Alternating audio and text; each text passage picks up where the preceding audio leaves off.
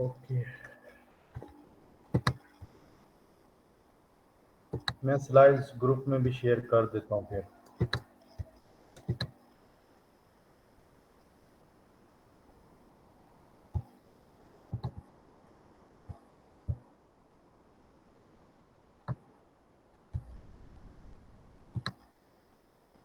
चलिए एक दफ़ा देखें, मैं ये ओपन कर देता हूँ, ये आप देखिएगा।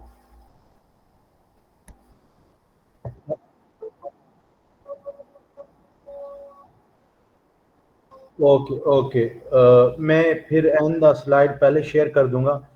अच्छा, कुछ स्टूडेंट के कंसर्न थे लतीफ़, आप ग्रुप में एक कंसेंसस ले लें, क्या हम टाइमिंग ग्रुप की चेंज कर दें, क्योंकि मोस्टली लोगों का ये कंसर्न है कि इस टाइम वो काम कर रहे होते हैं। तो अगर किसी को मतलब टाइम स्केड्यूल हमें 8:30 से 9:30 का भी हो सकता है, 8 से 9 का भी हो सकता है, 9 से 10 का भी हो सकता है। मतलब इस पे आप सजेशन ले लें सारे ग्रुप से, जैसे वो कहेंगे हम टाइम अगर एक्सचेंज करना चाहें तो हम कर सकते हैं। तो आज हम फॉर्मली इनिशिएट करते हैं how to select a research topic. Research में सबसे ज़्यादा जो इम्पोर्टेंट चीज़ है, जिस तरह घर बनाने के लिए हमें एक प्लॉट की लोकेशन, सोसाइटी, वहाँ की तमाम चीज़ें और अपनी अफोर्डेबिलिटी देखनी होती है, उसी तरह हमें रिसर्च टॉपिक के लिहाज से ये सारी चीज़ें देखनी होती हैं। सम टाइम ऐसे होता है हमारे यहाँ जो ट्रेंड है वो मतलब मोस्टली जो है लिटरेचर से हम जब देखने की कोशिश करते हैं तो हम कोई ऐसा इनोवेटिव सा वेरिएबल लेना चाहते हैं जिसका हमने नाम ना सुना हो, और उसके साथ सेट ऑफ वेरिएबल्स जोड़ के एक इन एक एक एक मतलब ऐसी पॉपुलेशन लेने की कोशिश करते हैं जो शायद कोई रिसर्च ना कर रहा हो, तो हम उसे एक इनोवेटिव टॉपिक समझ के उस पर रिसर्च कंटिन्यू करते हैं। तो आज हम बेसिकली इसमें देखेंगे कि हम इफेक्टिव रिसर्च टॉपिक किस तरह सिलेक्ट कर सकते हैं। अब इसको जानने से पहले मैं अगर रिसर्च की डेफिनेशन आप लोगों के साथ पहले पहले शेयर करूंगा कि हमारे पास, क्योंकि रिसर्च का कोर्स करने से एटलीस्ट डेफिनेशन तो आपको मतलब अच्छे अंदाज में आती है। और रिसर्च दरअसल दो टाइप्स ऑफ रिसर्च, जिसको हम यूजेस ऑफ रिसर्च कहते हैं, उसकी बेस पे रिसर्च को डिफाइन किया जाता है। एक आप सबने पढ़ा जी।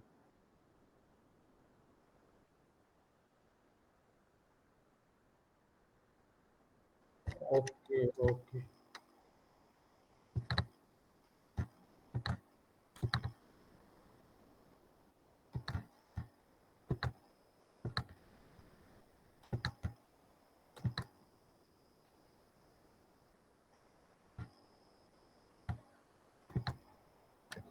ठीक है। हाँ, हमारे पास रिसर्च को जो डिफाइन किया जाता है वो बेसिकली यूजेस ऑफ रिसर्च पे किया जाता है। यूजेस ऑफ रिसर्च में रिसर्च के दो टाइप्स ऑफ यूजेस हैं, एक बेसिक, एक अप्लाइड। बेसिक जिसमें हम प्रॉब्लम आइडेंटिफाई कर रहे हो, और अप्लाइड वो होता है जिसमें हम किसी प्रॉब्लम का सलूशन दे रहे हो। तो दरअसल रिसर्च यही है कि आप या तो बेसिक रिसर्च कर रहे हो, यानी कि आप कोई प्रॉब्लम आइडेंटिफाई कर रहे हो या किसी प्रॉब्लम का सलूशन दे रहे हो। जब कोई प्रॉब्लम इमर्जिंग होता है तो उस पर जो हम रिसर्च करते हैं वो बेसिक रिसर्च होती है। क्योंकि रिसेंट हम सब एक्सपोयर्ड हैं कोविड 19 से, तो कोविड 19 की जो नेचर को अंडरस्टैंड करने के लिए इनिशियल रिसर्चेस की गई थी, कोविड क्या है, कॉजेज क्या हैं, तो वो सारी बेसिक रिसर्चेस थी। उसके बाद फिर कोविड की सिम्टम्स को मैनेज करने के लिए, कोविड एक प्रॉब्लम था, तो उस प्रॉब्लम को आइडेंटिफाई किया गया, उसको अंडरस्टैंड किया गया। तो ये सारी बेसिक रिसर्चेस थी। अब जब वो कोविड का हमारा सिलसिला, जब उसकी अंडरस्टैंडिंग हमें डिवेल्प होगी, तो उसके बाद हमने उसके सोल्यूशन की तरफ आए कि इसको मैनेज कैसे किया जा सकता है। अब लेवल 1 पे हमने उन लोगों को मैनेज करने की कोशिश की जो एक्सपोयर्ड हो चुके थे। उसके बाद लेवल 2 में हमने उन लोगों को प्रिवेंटिव लेवल पे जो लोग एक्सपोयर्ड नहीं थे उनको हम कैसे बचा सकते, वो सारी रिसर्चेज आपकी अप्लाइड रिसर्चेज हैं। तो मोस्टली हम अपनी साइकोलॉजी के अंदर जो एक्सपेरिमेंटल रिसर्चेज नहीं होती, वो मोस्टली हम अप्लाइड रिसर्चेज कर सॉरी बेसिक रिसर्चेज कर रहे होते हैं। हम कोरिलेशन देख रहे होते हैं वेरिएबल्स के दरमियान, तो वो जस्ट हम प्रॉब्लम्स आइडेंटिफाई कर रहे होते हैं। तो हमारे पास जो बेस्ट रिसर्च समझी जाती है वो सोशल साइंसेज हो, वो नेचुरल साइंसेज हो, वो किसी भी डिसिप्लिन से हो, वो अप्लाइड रिसर्चेज होती हैं जो आपके किसी एक प्रॉब्लम का सॉल्यूशन आइडेंटिफाई करके दें, रादर देन कि हम प्रॉब्लम आइडेंटिफाई करते रहें। लेकिन सम टाइम कुछ आपकी ऐसी रिसर्चेस भी होती हैं जो बेसिक लेवल पे भी बहुत अच्छी होती हैं। तो ये हमारा रिसर्च दरअसल एक प्रोसेस है, साइंटिफिक प्रोसेस है, जिसमें हम या तो प्रॉब्लम को आइडेंटिफाई कर रहे होते हैं या प्रॉब्लम का सॉल्यूशन दे रहे होते हैं। नेक्स्ट हम अब उसको जिस मेथड के तहत करते हैं वो साइंटिफिक मेथड होता है, और साइंटिफिक मेथड का मतलब ये होता है कि वो वेरीफाइबल हो। मतलब हम इस मेथड से रिसर्च करें कि उसे उसी मेथड को फॉलो करते हुए जब कोई दूसरा रेप्लिकेट करे तो मोर और लेस आपकी फाइंडिंग सेम आनी चाहिए। यही साइंटिफिक मेथड होता है जो वेरीफाइबल हो। जो वेरीफाइबल ना हो वो नॉन साइंटिफिक मेथड होता है। जैसे फॉर एग्जांपल हम किसी से कोई बात पूछ लें, तो या किसी से किसी प्रॉब्लम के बारे में कोई इंफॉर्मेशन ले लें, तो अब वो मतलब अगर आप इंटरव्यूज नहीं कर रहे या आप उससे कोई प्रॉपर कोई मतलब डेटा क्वालिटेटिव डेटा टेक्निक के तहत उसको एक्सट्रैक्ट रिजल्ट्स नहीं करेंगे, तो वो आपकी नॉन साइंटिफिक होती है। मोस्टली हमारी जो मतलब ये रिलीजियस बेस्ड मतलब डिस्कशन होती हैं, ये वेरीफाई हम मतलब डायरेक्टली नहीं कर सकते, तो इसलिए ये हमारी नॉन साइंटिफिक इंफॉर्मेशन होती हैं। नेक्स्ट, अब दरअसल हम प्रॉब्लम को आइडेंटिफाई कर रहे हो या हम प्रॉब्लम को सॉल्यूशन दे रहे हो, तो हम दरअसल कुछ क्वेश्चंस होते हैं उनको हम आंसर करते हैं। हम प्रॉब्लम को आइडेंटिफाई कर रहे हो या प्रॉब्लम का सॉल्यूशन दे रहे हो, दरअसल वो हमारे कुछ क्वेश्चंस होते हैं। अगर हम उन्हें साइंटिफिकली एक्सप्लोर कर रहे हैं तो वो हमारे रिसर्च क्वेश्चन होंगे, अदरवाइज नहीं तो हमारी डेली रूटीन लाइफ में हमारे जहन में ऑटोमेटिक थॉट्स के थ्रू डिफरेंट क्वेश्चन इमर्ज होते हैं और उनके डिफरेंट आंसर्स डिफरेंट वे से हम देते हैं। जैसे कि हमारे पास वे ऑफ फाइंडिंग आंसर में कि आपको टेनेसिटी के तो तहत आप आंसर देते हैं कि जैसे कोई आपका कुछ सुपरस्टिशियस बिलीफ सिस्टम है, इंट्यूशंस, या तो आपकी फीलिंग्स पे आप उसे आंसर देते हैं कि यार मुझे ऐसा लग रहा है कि ऐसा हो सकता है, तो ये इंट्यूशंस हैं। या आप अथॉरिटी से पूछते हैं, वो आपके इमीडिएट बॉस हो सकते हैं, वो आपके टीचर्स हो सकते हैं, वो आपके एल्डर सिबलिंग्स हो सकते हैं, रिलेटिव हो सकते हैं, कोई भी शख्स जो आपके लिए अथॉरिटी है, आप उससे आंसर पूछ सकते हैं। या आप रैशनलिज्म के तहत आंसर दे सकते हैं, जिसे हम लॉजिकल रीजनिंग कहते हैं। जैसे कि मिसाल में भी लिखा हुआ है कि एक 3 साल का बच्चा अगर डर जाता है तो इसका मतलब है आपका जो छोटा बहन भाई में से कोई है वो 3 साल का है तो वो भी अंधेरे से डर जाएगा। तो ये मतलब रैशनलिज्म है। और इम्पीरिसिज्म, दरअसल रिसर्च इम्पीरिसिज्म से बात करती है, from direct sensory observation. Observation मतलब उसे हम ऑब्जर्व कर सकें। अच्छा, यहाँ पे ऑब्जर्वेशन का मतलब वो नहीं है कि उसे मतलब हम यहाँ पे अगर आप क्वेश्चनियर अप्लाई कर रहे हैं तब भी वो ऑब्जर्वेशन में लाया करेगा, आप इंटरव्यूज कर रहे हैं तब भी वो ऑब्जर्वेशन में लाया करेगा, आप एक्सपेरिमेंट करके कुछ रीडिंग्स ले रहे हैं तब भी वो ऑब्जर्वेशन में लाया करेगा। तो ये है फ्रॉम डायरेक्टली सेंसरी ऑब्जर्वेशन। तो मतलब वो वेरीफाइबल हो इंफॉर्मेशन, जो आप कर रहे हैं काम या जिस रिसर्च क्वेश्चन को आप आंसर कर रहे हैं वो वेरीफाइबल होना चाहिए, तब आप उसे रिसर्च कर कह सकते हैं। अदरवाइज नहीं तो वो आपके नॉन साइंटिफिक वेज हैं, जैसे आपकी इंट्यूशंस हैं, अथॉरिटीज हैं, टेनेसिटी है, ये सारी चीजें। और हमारे पास अजम्पशंस ऑफ साइंस की अगर बात करें तो हमारे साइंटिफिक और नॉन साइंटिफिक कुछ मेथड होते हैं। तो साइंटिफिक मेथड जो साइंस के हैं उसमें एम्पिरिसिज्म होना चाहिए, कि मतलब जो रिसर्च आप कर रहे हैं वो वेरीफाइएबल हो और उसमें डिटर्मिनिज्म हो। मतलब डिटर्मिनिस्टिक इसको कहा जाता है कि वो कॉजल फैक्टर को आइडेंटिफाई कर रही हो, किसी कॉजल फैक्टर पे काम कर रही हो या किसी कॉजल फैक्टर को आइडेंटिफाई कर रही हो, और डिस्कवरेबिलिटी, कुछ उसमें इनोवेशन हो, उसमें कुछ इनोवेशन हो हमारी तरह, मतलब इस तरह ना हो कि रेप्लिकेट रेप्लिकेट रेप्लिकेट रेप्लिकेट। तो ये तीन चीजें हैं, ये हैं साइंस के हवाले से। वैसे मुझे एक और चीज मेरे जहन में आ रही है वो मैं आपके साथ डिस्कस करता हूँ कि साइंस में जो रिसर्चर होता है उसको आइडियोलॉजिकली और जो न्यूट्रल होना चाहिए, कि कभी भी उसको बायस नहीं होना चाहिए। मैं मिसाल देता हूँ, फॉर एग्जांपल एक शख्स प्रोवेंसेस पे या जो कल्चर है, पाकिस्तान के 4 मेजर कल्चर है, सिंधी, पख्तून, पंजाबी और बलोची पे रिसर्च किसी एक ऐसे फिनोमिना पे कर रहा है जिसके ऊपर कोई मॉरल वैल्यूज पे कर रहा है, तो अगर फॉर एग्जांपल वो पंजाबी भी कल्चर से बिलोंग करता है और उसकी कुछ फाइंडिंग्स इस तरह की आ रही हैं जिसमें पंजाबी कल्चर के अगेंस्ट मॉरल वैल्यूज में जा रहे हैं, मैं एक एग्जांपल कोट कर रहा हूँ, तो उसे एथिकली और आइडियोलॉजिकली न्यूट्रल होना चाहिए। मतलब वो अपनी आइडियोलॉजी को अपने रिजल्ट्स पे इन्फ्लुएंस ना होने दे। तो ये साइंटिफिक रिसर्चर, जो रिसर्चर है उसकी कैरेक्टरिस्टिक्स हैं, और ये रिसर्च जो हम मेथड यूज करते हैं। अब दूसरा है कि आपका, आपने अक्सर सुना होगा अपने सुपरवाइजर से कि आपका टॉपिक इंटरेस्ट का हो। तो मेरा हमेशा एक क्वेश्चन रहता है कि हम इंटरेस्ट फाइंड आउट कैसे करें, हमें तो पता नहीं है हमारा इंटरेस्ट क्या है। और दूसरा हम बात करते हैं कि आपका रिसर्च जो आइडिया है वो स्पेसिफिक होना चाहिए। स्पेसिफिक जैसे आप मोर और लेस मोस्टली इस प्रोसेस में से गुजरे होंगे या गुजर रहे होंगे।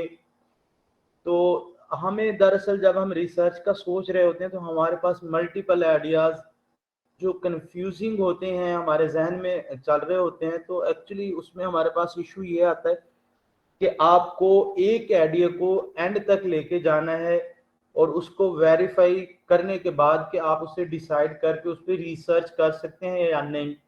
अगर आप मल्टीपल आइडियाज के साथ चलेंगे और तो मतलब आप इस पे फाइनल नहीं कर सकेंगे। और दूसरा इंटरेस्ट, पहले मैं बताता हूँ कि इंटरेस्ट के टॉपिक पे रिसर्च क्यों करनी चाहिए, फिर मैं बताऊंगा कि आपको इंटरेस्ट आपका कैसे हो सकता है। इंटरेस्ट दरअसल इंटरेस्टिंग टॉपिक पे इसलिए रिसर्च करनी चाहिए क्योंकि वो हो सकता है कि आपके मतलब कुछ अनआंसर्ड क्वेश्चन हो जो आपके जहन में आते हो, तो उसका लिटरेचर रिव्यू फाइंड आउट करते हुए आप ज़्यादा बोर नहीं होंगे, क्योंकि मिनिमम ये 6 माह का काम होता है और मैक्सिमम 1 साल का एमफिल तक, और पीएचडी का तो मेरे ख्याल में मिनिमम 2 साल का होता है और मैक्सिमम 6 साल का होता है रिसर्च वर्क।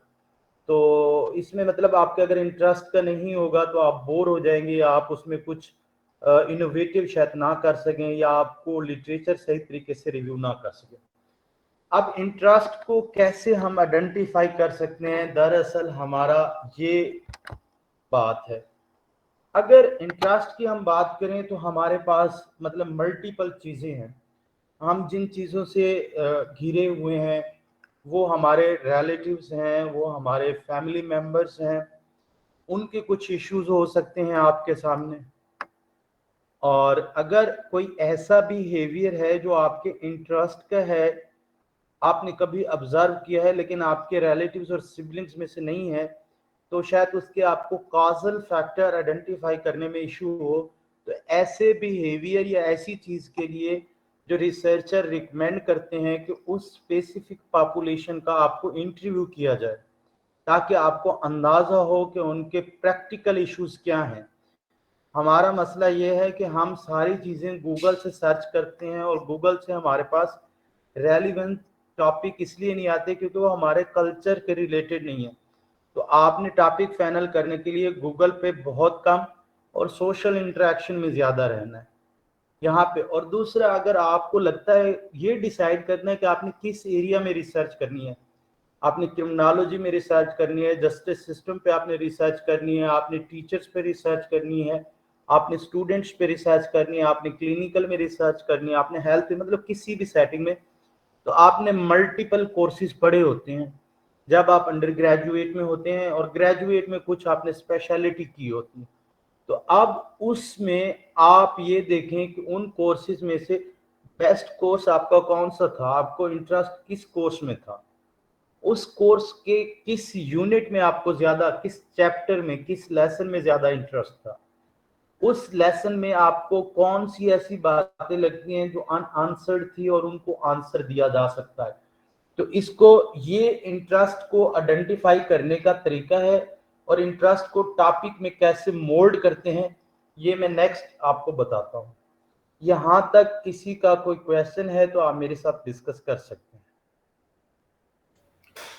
अस्सलाम वालेकुम सर। सर ये क्योंकि एक तो ब्लिंक कर रही है, अगर आप काइंडली शेयर कर देते ये स्लाइड्स तो कोई एडिटेबल जैसे या MS पावर पॉइंट में है तो साथ साथ हम लिखते भी जाते जी जो चीज़ है, अगर मुनासिब समझें सर। और सर मुझे जी सर।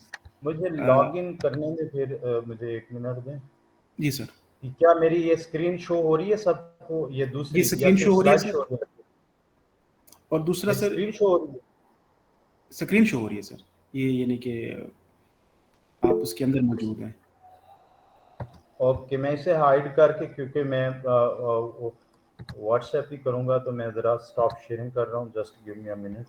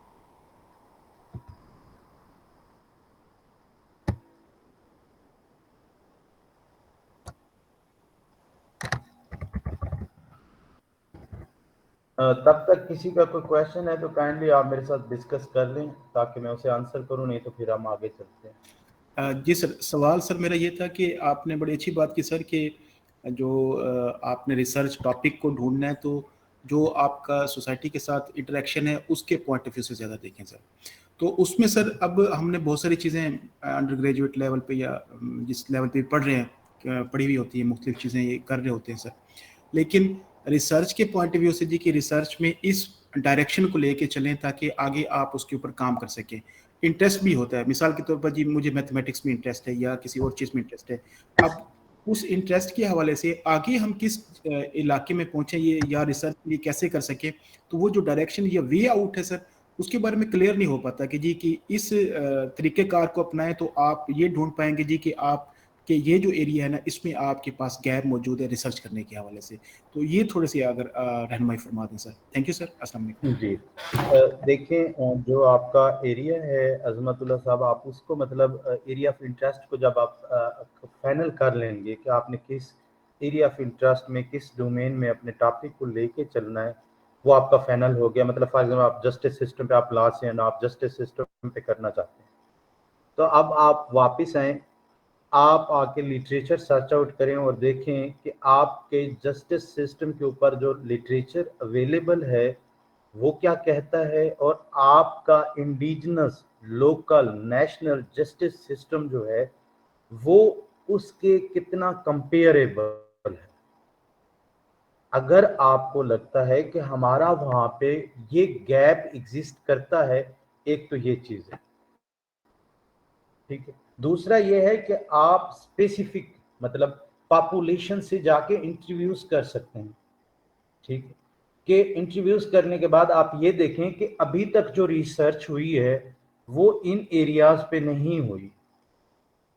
मतलब लोगों के जो इश्यूज हैं वो मैक्सिमम, मतलब आप उनके इश्यूज लेके इंटरव्यू से इश्यूज लेके आए, वापस सर्च करें, आपके पास 50 इश्यूज थे, हो सकता है 45 पे रिसर्च हुई हो, 5 पे ना हुई हो, तो आप उन इश्यूज को एड्रेस करेंगे। एक ये। दूसरा, जब आप लिटरेचर रिव्यू कर रहे होंगे तो आप लिटरेचर से उन रिसर्चेस की लिमिटेशंस देखेंगे, मतलब जो आपका इंटरेस्ट है उसको आपने देखा, अब उनकी एक तो कंपेयर करें इंडिजिनस सिस्टम के साथ, दूसरा कोई गैप मिल जाएगा, अगर नहीं मिल रहा तो फिर आप उनकी लिमिटेशंस देखें। कुछ जनरल लिमिटेशन होती हैं, कुछ स्पेसिफिक लिमिटेशन होती हैं। जो स्पेसिफिक टॉपिक के साथ लिमिटेशंस हों उनके साथ इंप्रूव करके देखें टॉपिक क्या बनता है, उस टॉपिक को दोबारा सर्च करें।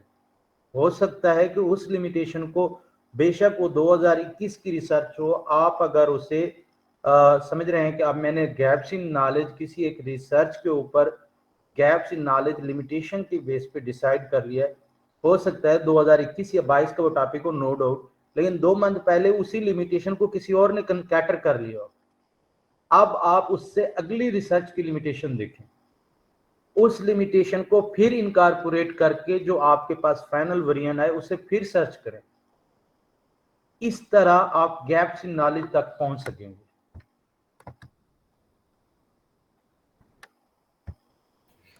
सर बहुत ज़बरदस्त, बिल्कुल मुझे क्लियर हो गया काफ़ी चीज़ें। इसमें सिर्फ एक पॉइंट मेरा रहता है सर, इसके ऊपर मैं मज़ीद सर्च भी करूँगा, अगर आपके पास सर नॉलेज हो तो ये ज़रूर शेयर कीजिएगा सर, कि जो लिटरेचर अवेलेबल है सर, जो जर्नल्स, जैसे मैंने अभी तक सुना है जर्नल्स मौजूद हैं डिफरेंट के, तो उसके लिए हमारे पास कौन कौन से रिसोर्सेज मौजूद हैं? अगर कोई यानी कि टॉपिक वाइज हमारे पास अवेलेबल है सर, तो कोई अगर रिसोर्सेज हो तो वो ज़रूर सर शेयर कर दीजिएगा, ताकि वो मैं जरूर शेयर करूंगा, और मैं इवन दो आपके साथ एक डॉक्यूमेंट शेयर कर दूंगा, मुझे आप रिमाइंड कराइएगा कल लतीफ, मैं एक डॉक्यूमेंट शेयर करूंगा, उसमें ये सारी चीजें होंगी, ठीक है। सर।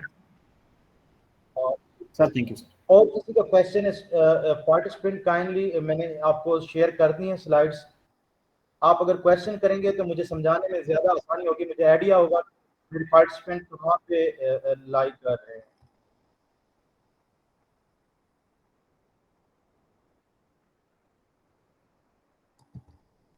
और हम क्वेश्चन करने वालों को एंड पे हो सकता है कंसेशन ज्यादा दें।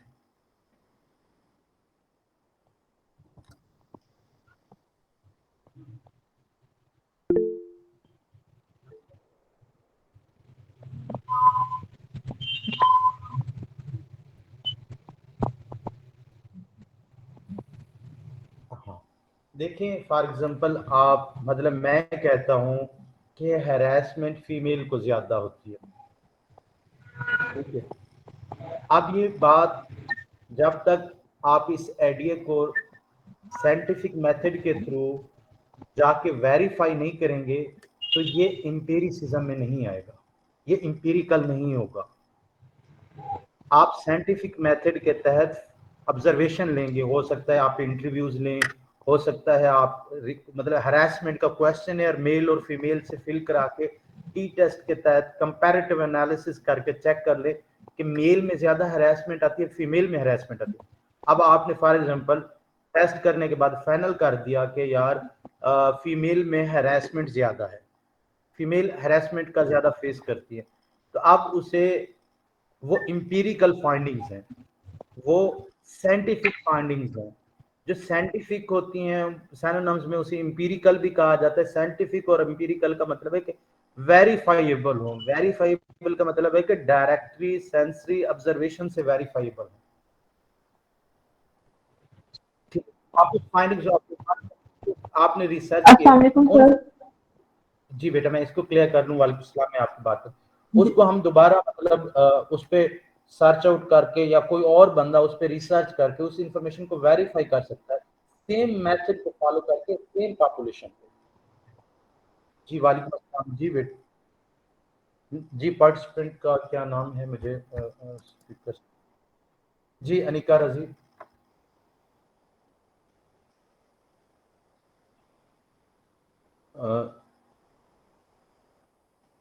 अनीका, आपका क्वेश्चन था या हम आगे चलें? अच्छा, तब तक जब तक वो पूछती हैं तो हम नेक्स्ट देखते हैं। और इस पे कॉजल ऑब्जर्वेशन मतलब बिहेवियर को मैंने डिस्कस किया है आपके साथ।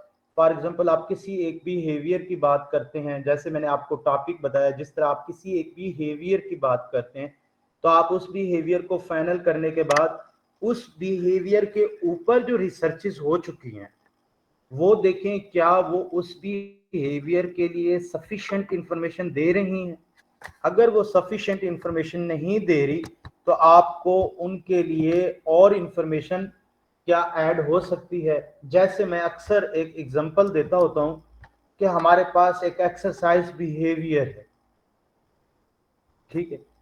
अब इस पे जितनी भी थ्योरेटिकल पर्सपेक्टिव अवेलेबल हैं वो ये बताते हैं कि जो लोग किसी भी बिहेवियर को पॉजिटिव समझते हैं और उसका सोसाइटी के नाम्स उसके सपोर्टिव होते हैं और उस बिहेवियर को करने के लिए उनके अंदर पावर होती है, तो वो लोग वो बिहेवियर परफॉर्म करते हैं। बात समझ आ गई है कि उनका उनके बारे में व्यू पॉइंट ठीक हो। मतलब ये थ्योरीज है डिफरेंट जिनकी ओपिनियन है कि किसी भी बिहेवियर को परफॉर्म करने के लिए आपका व्यू पॉइंट ठीक होना चाहिए, उसके बारे में पॉजिटिव होना चाहिए, जिस जगह आप रह रहे हैं वहां के नाम्स उस बिहेवियर को सपोर्ट करते हो, और तीसरा ये कि उस बिहेवियर के लिए आपके अपने अंदर कितना कंट्रोल है कि आप उस बिहेवियर को परफॉर्म कर सकते हैं या नहीं। तो मोस्ट लाइकली आप उस बिहेवियर को परफॉर्म करते हैं अगर आपके सब्जेक्टिव नाम्स उसके रेलिवेंट हों तो। अब मेरी बात सुनिए, आप में से कितने लोग हैं जो एक्सरसाइज को बुरा समझते हैं?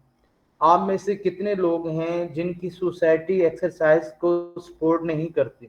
आप में से कितने लोग हैं जिनके अंदर एक्सरसाइज की पावर नहीं है? After having each and every element of the theory, but हम सारे लोग एक्सरसाइज तो नहीं करते। इट मीन्स कि यहाँ पे हम इस तरह कॉजल ऑब्जर्वेशन करते हैं, थेरीज को सोशल रेलिवेंस में लेके आते हैं कि ये थेरीज सोशली रेलिवेंट है नहीं। जब हम इस तरह की चीजें देखते हैं तो हम फिर थेरीज को क्रिटिसिज्म उस पे देखते हैं, देखने के बाद उसको हम अपग्रेड करते हैं, जिसे हम कहते हैं इंटीग्रेट करना।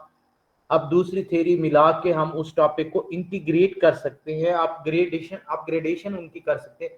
तो ये कॉजल ऑब्जर्वेशन के ऊपर आप किसी एक बिहेवियर को फाइनल करेंगे, फाइनल करने के बाद उनके कॉजल फैक्टर देखेंगे और देखेंगे कि क्या ये causal factor sufficient information share कर रहे हैं। अगर नहीं कर रहे तो आपको तब उसमें एडिशन सब्ट्रैक्शन करनी होगी कि कौन सा फैक्टर इजाफी है उसे हम काट दें और कौन सा ऐसा फैक्टर है जिसको हम इंक्लूड कर दें लिटरेचर बेस। कौन सा ऐसा फैक्टर है लिटरेचर बेस जिसे हम इंक्लूड कर दें ताकि हमारा टॉपिक इंप्रूव हो जाए, हमारी जो थ्योरी है वो स्ट्रांग हो जाए। अब यहाँ पे कहीं पे भी वेरिएबल्स का तज़करा नहीं है, थ्योरीज की मैं बात कर रहा हूँ। हमारे यहाँ इशू पार्टिसिपेंट ये है कि हम पहले टॉपिक देखते हैं फिर हम थ्योरी देखते हैं। ये ऐसे है कि रिश्ता करने से पहले शादी कर देना। तो मतलब आपको पहले थ्योरी देखनी है, उसके बाद आपको टॉपिक फाइनल करना है। फिर हमारे यहाँ मसला ये होता है कि फिर हमें थ्योरेटिकल फ्रेमवर्क नहीं मिल रहे होते, इसलिए हमारे मोस्टली फिर जो स्टूडेंट हैं वो इस चीज से मतलब बड़ा सफर करते हैं। यहाँ पे थ्योरी और इसके कंसेप्ट के बाद हम नेक्स्ट चलते हैं।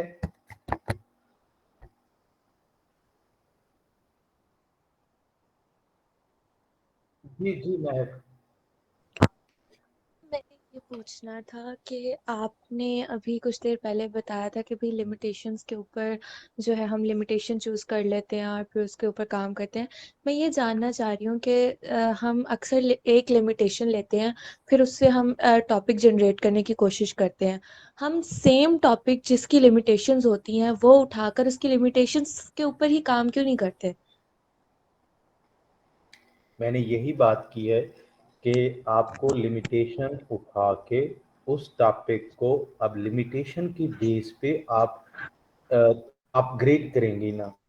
फॉर एग्जांपल एक रिसर्चर ने और उसने कहा कि मैंने सेल्फ कॉन्शियसनेस और डिसीजन मेकिंग पे रिसर्च की है, लेकिन मैं ये चाहता हूँ कि जो नेक्स्ट रिसर्चर है वो प्रिंटिंग स्टाइल को ऐड करे, ठीक है, क्योंकि मेरा ये ख्याल है कि प्रिंटिंग स्टाइल सेल्फ कॉन्शियसनेस को इफेक्ट करती है और self consciousness further decision making styles को इफेक्ट करती है, ठीक है।